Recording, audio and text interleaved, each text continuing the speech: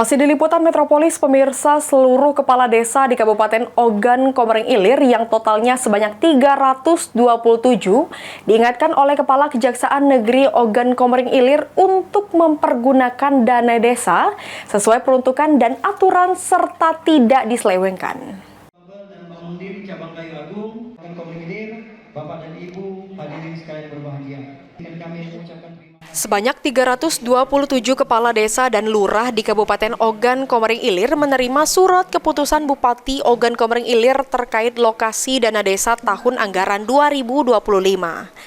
Di mana dalam surat tersebut Bupati Ogan Komering Ilir berpesan agar kepala desa mempergunakan dana desa dengan sebaik-baiknya berdasarkan skala prioritas yang dibutuhkan oleh masyarakat desa.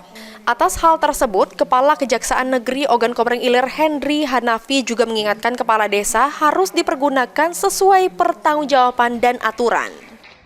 Kalau payah, Bapak Ibu, gunakanlah. Ini mengingatkan kita semua, mumpung Bapak Ibu diamanahkan untuk berkontribusi nyata. Ingat lagi waktu Bapak Ibu nak jadi kades dulu ditanya nak jadi apa, nak ngapain kalau kau jadi kades.